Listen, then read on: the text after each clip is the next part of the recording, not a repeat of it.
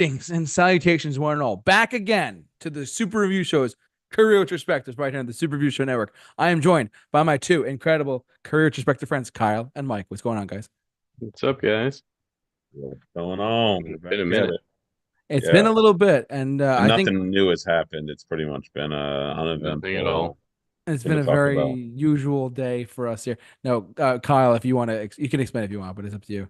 Kyle Yeah, is, I've been busy, being a dad and having a kid and stuff. So it's been yes, been Kyle a little has achieved dad status. Kyle is now a dad. Yes. We kid you That's not, he actually it. is a dad. He just showed his right. baby. I have He's my not. own offspring now. Oh, Oh, that's I kind what uh up, of Mike? interesting. That's kind of interesting that we like run into this album when you've created an offspring. That's pretty cool. He literally has created his offspring. And his son Yes. is fantastic. But no, that's why we've been missing from our stream for a little bit now because Kyle has a fantastic wife, Christina, and they had a beautiful baby boy, and that's why we took a couple weeks off because they were busy having their son, for lack of a better word. But now they're back. We're back, and today, as Woo. the title clearly fits, today we're talking about the Offspring's most recent release, Supercharged from earlier. Was it September? I don't remember when it was. Was it September? October, I think. October. Okay. Either way, somewhere in the fall. I lost track of it at one point. We were supposed to do this initially, but then, as we just mentioned, Kyle is now a dad, and time just goes on, as they say. You know what? Needless to say, no. But this, I'm going first tonight because I've been forced to, of course, as always. Needless to say, no. But no. In all seriousness, though, so the Offspring is one of those bands that I've always been aware of their pop punk sensibilities. I've been aware of their status in the rock world, if you will, but I've never truly listened to a whole album of theirs from start to finish until this record. To me, they've always been more of a greatest hits band personally, but that's just me. I mean, I've been very open to them. I don't dislike them. I've actually enjoyed what I've heard by a lot of their greatest hits, like you'll go far, kid, or pretty fly for a white guy. Their pop punk is very much follow up to Green Day or to follow up to early Blink 182. Like they're in that realm of pop punk for sure.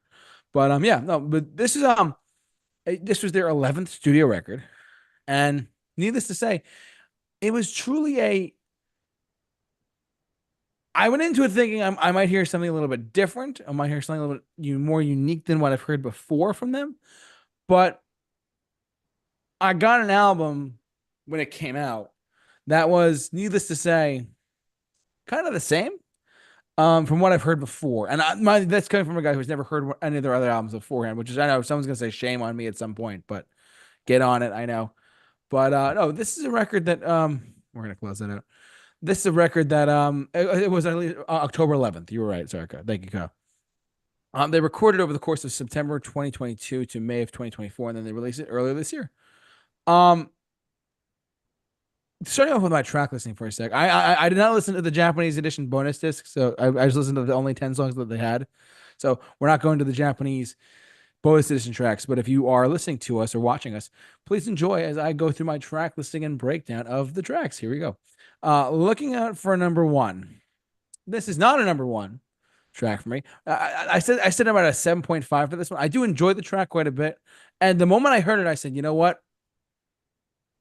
I kind of know what I'm expecting. Super fast, well, not super fast, but their regular style of pop punk for the most part, and just enjoying an enjoyable release overall. But I enjoy the track. So I was sitting at a 7.5 for that one there. Light It Up. This was about, actually, it was kind of stayed the same truth, like a 7.5. It could go up to an 8, maybe, but yeah, I'm not gonna repeat myself too much here, but a lot of these tracks are 7s or 8s for me. Um, just letting you guys know right off the bat. But anyways, Light It Up is what I say, a 7.5. Fall Guy, I'm saying about a 7.5. Could go down to a 7, actually. I mean, because this is where 3 songs in, I'm like, all right, getting to the point now where I feel like I've heard a lot of this before. I've heard a lot of this from their greatest hits. I've heard a lot of this from previous songs I know by them, similar songs, similar vocals. So at this point, I'm not getting album fatigue, but I'm just like, okay, I've been there, done that kind of thing. It's not a bad song though. I like it. It's still 7 out of 10. Make It All Right, but a 7 out of 10 as well. Again, same. I don't want to repeat myself too much here. Um, okay, but this is the last time. This one I can go up to an 8. Okay, but this is the last time I can go up to an 8. The lyrics on this one, it took me a couple listens over to listen to it thoroughly. But whenever I got to this track, whatever reason I just stopped and I thoroughly listened to his lyrics. I listened to his lyrics and I really enjoyed the sentiment of it being a pop punk song. I enjoyed it actually quite a bit. And I like the message in it too, which is actually something that I didn't expect from Offspring song, like almost like a love song, quote unquote. Needless to say, but at the same time, sort of, not really, but a little bit. 8 out of 10 for that one. Truth and Fiction, going back down to a 7 out of 10 here. Not bad, but not great. Needless to say, I did enjoy it overall. That's why I put it at a 7. And this is where the rest of the album kind of like it didn't peter off, but it was kind of just like, all right, been there, done that, been there, done that, been there, done that for me. Come to Brazil. I started to feel the weight of the end of the song for whatever reason, because it's the longest song on the record with 4 minutes and 19 seconds. I felt it being a little long to some points when listening to it. But still, it was a good track nonetheless. But about a 6.5 could go up to a 7. Get Some.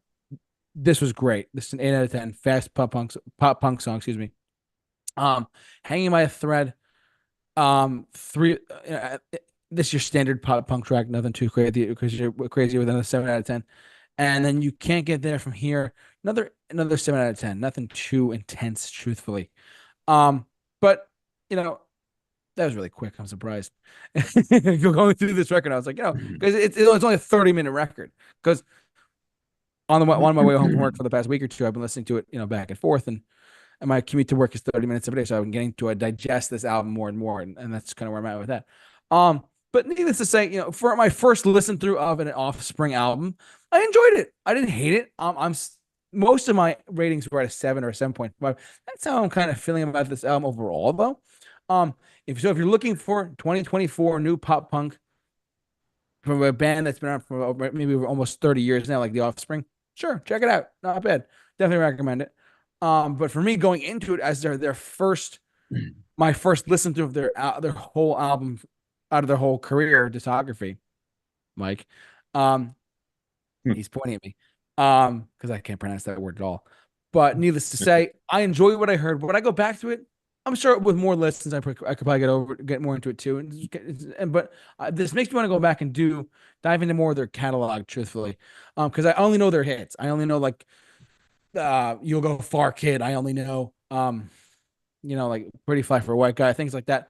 But Self-Esteem, of course. But I still enjoy their music nonetheless. But overall, I'm saying about a 7.5 out of 10 for this one. I mean, it's kind of what I expected, but in a good way, not in a bad way, but just in a very good way, which I actually thoroughly enjoyed a lot of it, truthfully.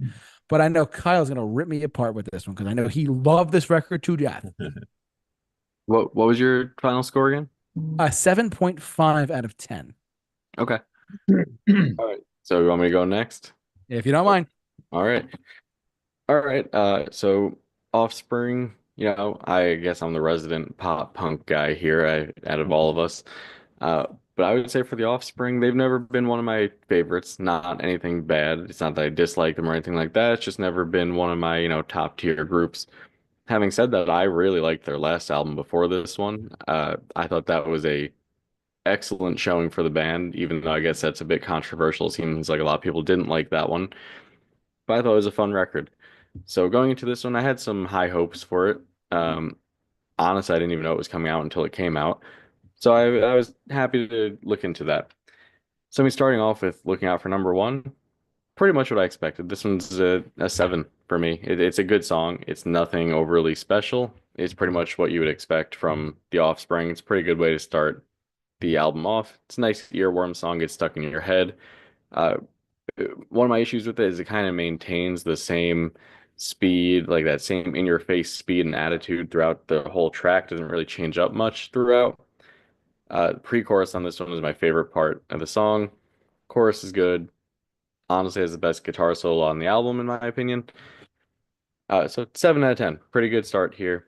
Then we take a couple of steps down here. Light It Up is about a 6. Faster paced track, but there's just something lacking on it. They kind of lack like passion and emotion on this in favor of just giving you that in your face punk speed. And it's fine. It's a decent track. It's a 6. And then another little decline here on the Fall Guy. I mean, this is kind of like a filler track to me. It's not bad. There's nothing bad about it. It's just right down the road, straight 5 on this. It's fine. Again, it's missing feeling.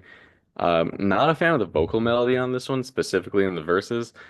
It's really weird because my band back in high school had a song that had an almost identical vocal melody in the verses to this, and that's pretty wild. I was like, why does this sound so familiar? And then after a couple listens, it hit, and I was like singing my own lyrics in my head. It was very strange, but it's a fine track. It right down the middle. But then on these next 2 tracks, by far the 2 best on the album, starting with Make It Alright, 10 out of 10. This is what I wanted from the album. This is that like classic Offspring, fun and kind of goofy. Really like it. Catchiest chorus on the album. This and the one after, I'd say, are probably tied for that. Can't stop listening to this one. Actually has different distinct sections of the song that all flow really great, and lyrically it actually paints a picture to follow that I feel like was lacking from a lot of other tracks here. And then that just continues into okay, but this is the last time, with another 10 out of 10. Lyrically, probably my favorite on the record. Or of exactly what I wanted to hear. The chorus, again, incredible. This actually sounds shockingly like a Blink-182 song, like way more than it does an Offspring song on this one, specifically from the California era of the Blink-182 catalog. Absolutely love these 2 tracks. I've been going back to these for weeks now. Never gotten sick of them yet. But then the album just really kind of takes a downturn for me and just kind of rides this wave of eh for the rest of it. With Truth and Fiction being another filler track for me, it's fine. It's a decent, fun punk song. Again, really just nothing special. I don't really have much more to say on this one. Kind of same thing I felt about the Fall Guy and a little bit of Light It Up, where it just kind of doesn't have much like emotion behind it, and instead it's just like, look, we could still do a fast punk song. I'm like, okay, you can, but yeah, it's fine. And then the only song I would say I dislike on Come to Brazil here, it's stupid, but not stupid in a good way. It's a Metallica instrumental, circa Master of Puppets era, for sure. The guitar solo wasn't great at all. It really missed a huge opportunity. If you're going to go for that Metallica inspired sound, like to the point where that whole instrumental, super Metallica based, and not have like the wah pedal solo. I mean, come on. Huge missed opportunity there. But the chorus on this, it's just so repetitive over and over. Yeah, come to Brazil, come to Brazil. I'm like, okay, I get it. I get it. It's a song based on the annoyingness and stupidity of fans on Instagram and Facebook and online constantly posting come to Brazil. We get it. It's, whatever. But the only thing saving it from a 3 was the fact that that ole ole ole ending on here was great. That was awesome, but not as an ending. That should have been a bridge in the middle of the song that replaced the guitar solo, or just another bridge that led into something else, or just brought it back to something. I had way more potential than was realized here. I thought it was goofy, but not in the usual fun Offspring way of goofy that they can, usually pull off. It was just actually annoying of a song. And unfortunately, it is the longest on the album.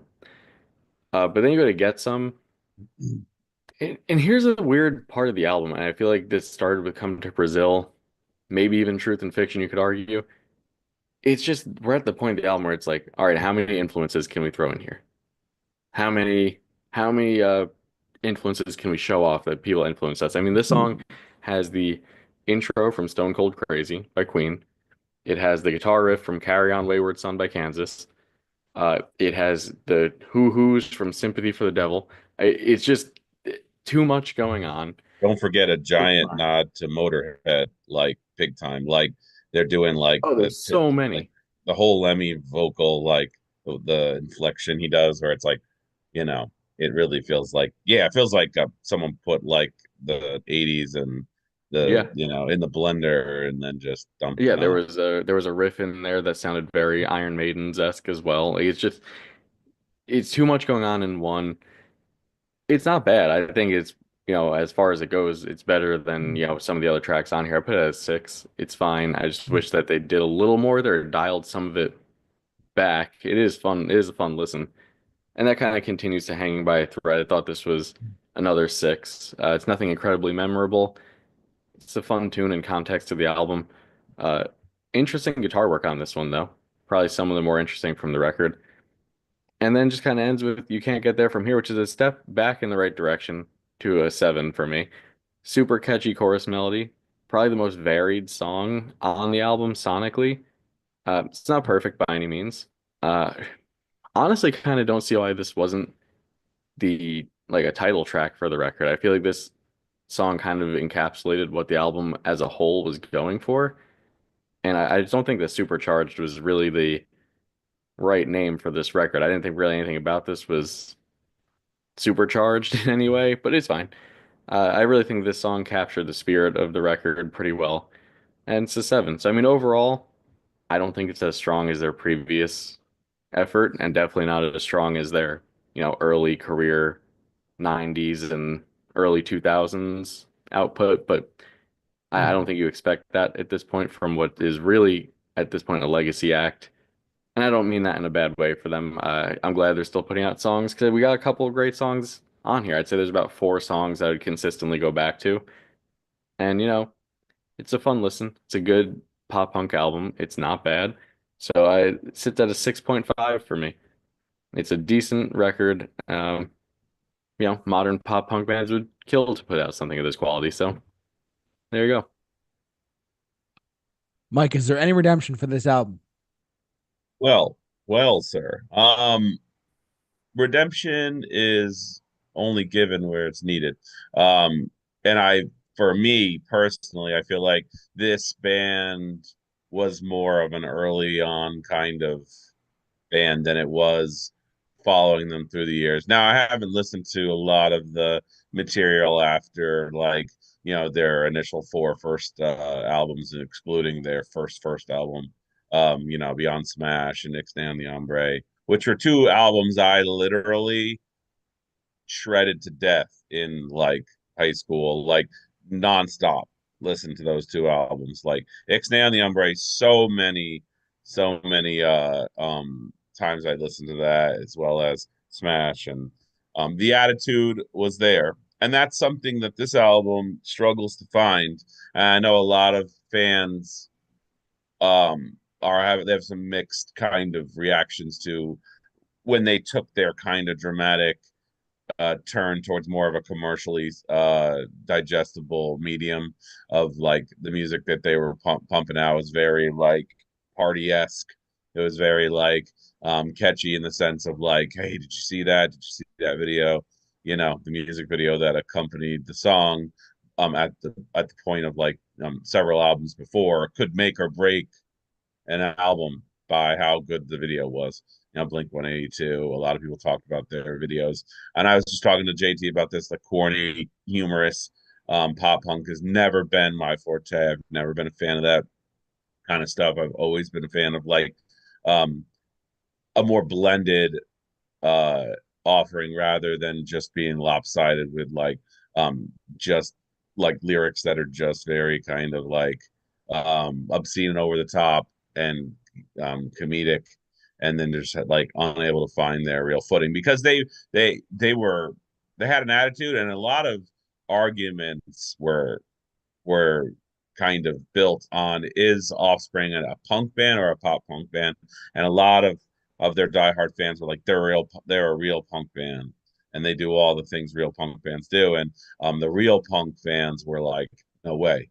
So, and they got this attitude feel in the first album, like the, it was like second album, Smash, where it was like edgy and like violent in some of the lyrics, and this and that, and that kind of created that started the movement of Offspring, or kind of the real deal. And then like Extend the Umbre kind of brought up the comedy elements a little bit more, so you started to see that, and you're like, those guys who were still fighting that argument, they're a real punk band, they're real, were like starting to lose ground. And then it all went downhill from there. They just got more and more comedic, more and more catchy, and like sold out to kind of that gimmick. They were now known as like a gimmick band who had like corny Well, kind of.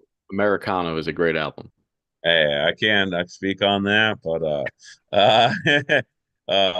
not my forte. But and it kind of went a little downhill from there. I mean, obviously they had the kids are all right, great song. They had some good songs dotted through, but they were never able to like truly, I think, capture the spirit of what was initially put. So, first song, the first thing you notice is the vocals do not do well when they're not kind of buried alongside some fast pop punk kind of like offerings. When they're just sitting out on their own ringing, they're nasally, they are like so hard on the ear, and you can tell how high his voice is. I don't know why, but it's always been that way, but it just feels unnaturally high when it doesn't kind of come into a song where they're layering it with the studio quality, um maybe sometimes it's his voice and his him harmonizing with himself. Like when they just try to have him just by himself in that first track, it just hits the ear hard. It feels like a Pretty Fly for a White Guy opening, like that kind of corny, like dun, dun, dun, dun, dun, that kind of like, it just feels very just hokey. But then it kind of kicks into gear, typical Offspring feel. You can hear all the little 80s uh sprinklings all over this whole album. I mean, the album art cover, like Kyle had said, there's a blender of many 80s kind of nods to different artists throughout different parts of the song. It kind of goes off in certain directions that give you the feel that they're trying to kind of find these roots that they were growing up with, and like maybe didn't show as much, and now they can because the atmosphere or the climate in the music scene is much more inviting than it used to be.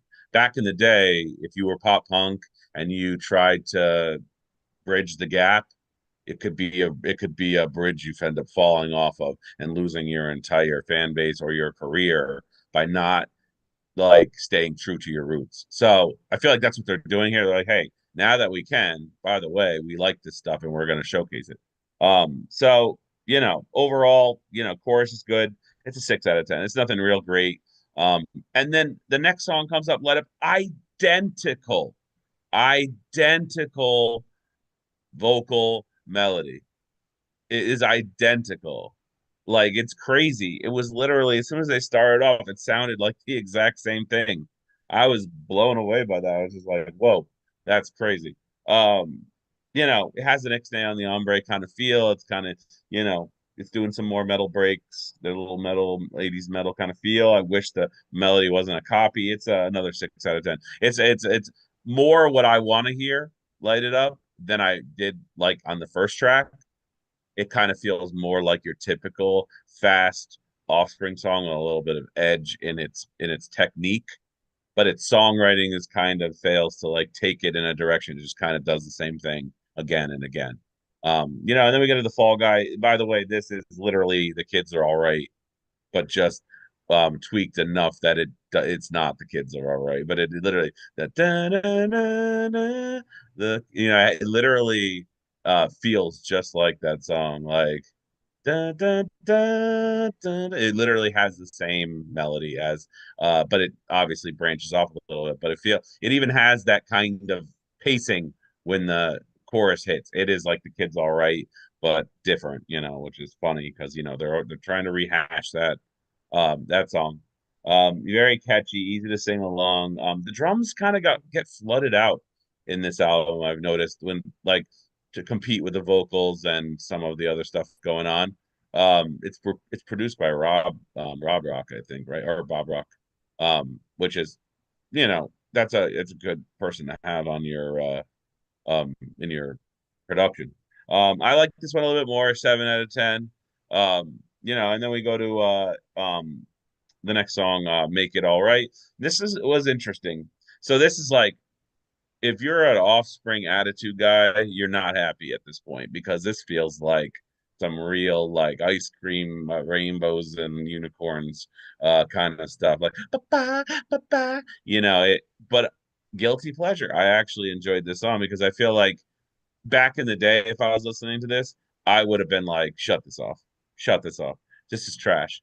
Because we were like gatekeeping, like hardcore, like tough guys who were like, we wanted something to stay the same. We didn't want anything new to be kind of shown through. And this one kind of brings that in. It's got that happy kind of melodic feel. It's well like layered. The vocals are well done. The songwriting's good. It kind of does everything where it needs to be. Still not my cup of tea when I think of Offspring. I want attitude. I want like that kind of feel to it. Still 7.5, one of my favorite songs of the album so far. And then we get to my favorite song on the track. I agree with you guys. This is vocally super catchy. Like it's just it really does have that just like well written chorus. It's very kind of like easy to sing along with, and it just feels like someone actually sat down and really took the time to make it more memorable. I think that's like the most important part about it, is like where you might, some of those other songs might just kind of get lost in the blender of like the usual Offspring thing. This one feels like it feels so much more put together and intentional. So that for me automatically, it just kind of really gave it. So yeah, 8 for that. And then we go to Truth and Fiction.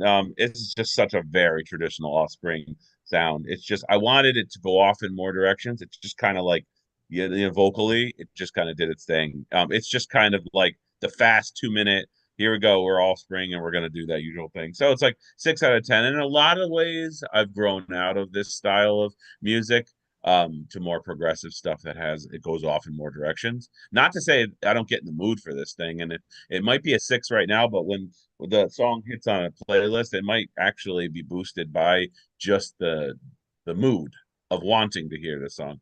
But overall, if you were to listen to this in an album format, it would kind of be a lot of the same. So yeah, 6 out of 10 there. And then Come to Brazil. This is just yikes. It is a definite lip service to a lot of their fans, and it's just a 5. It's not horrible. It could be a 4 because it kind of just, like Kyle was saying, it's a mess. It's too much. Um, Definite kind of, you know, just pandering to a certain kind of, I'm sure they're listening to internet chatter about a lot of things and it's getting into their head. This feels like listening to internet chatter for sure. Yeah, so 5 out of 10. It's just, yeah, it's just too many nods to too many 80s. Same thing again. We go to A, not to repeat some stuff, but we got a groovy Motorhead song, classic rock material, blend it all up into one big montage of like music. It's a 7 out of 10 because, like Kyle said, he nailed it on the head. It's a fun listen. This album is a fun listen. At no point did I ever feel like bogged down by something that just really, really fell out of place. It all felt like it belonged. Other times it felt like not the usual Offspring I want to hear, but like I'm okay with it. Then we go Hanging by a Thread. Just it's just a classic Offspring guitar. It's got that Egyptian, they always do that Egyptian, Middle Eastern kind of like California-esque type of stuff going on with the like rock stuff. And so yeah, that was like a 6.5. And then the last song felt kind of just a weak ending. I really did not get much from that song.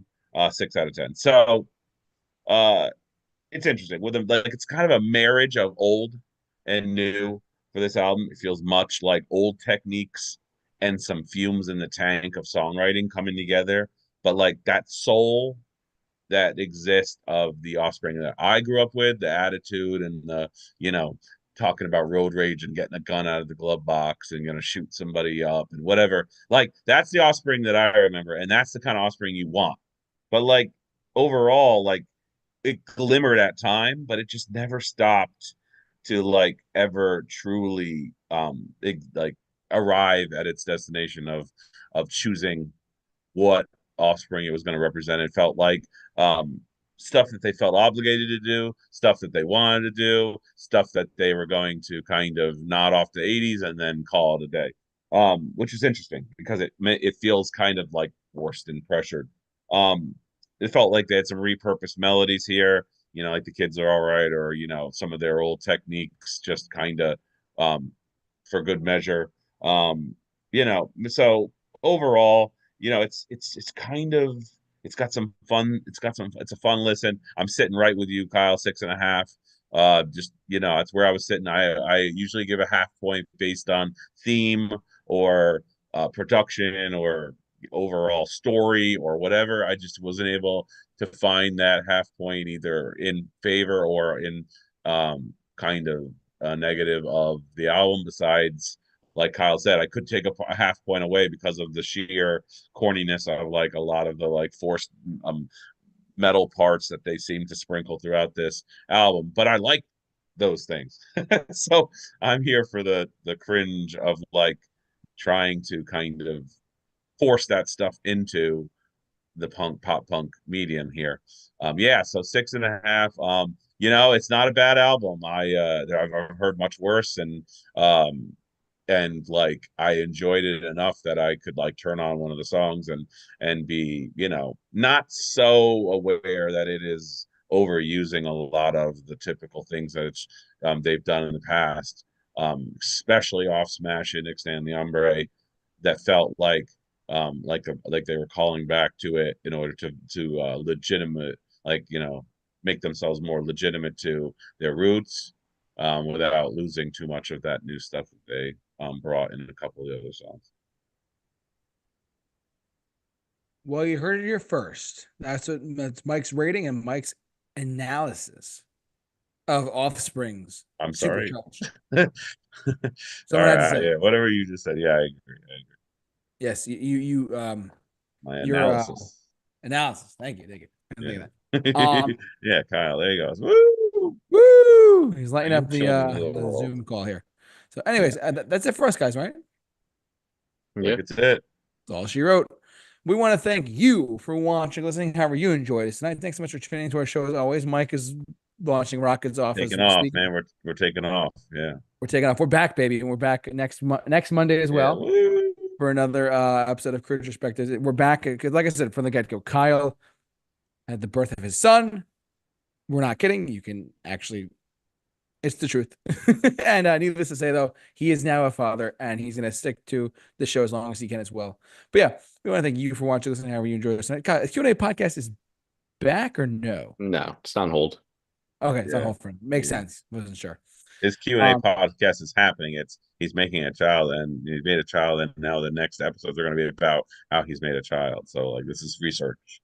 Yes, So this is just research. just the beginning, guys, for Okay. the K-Man here. No, of course.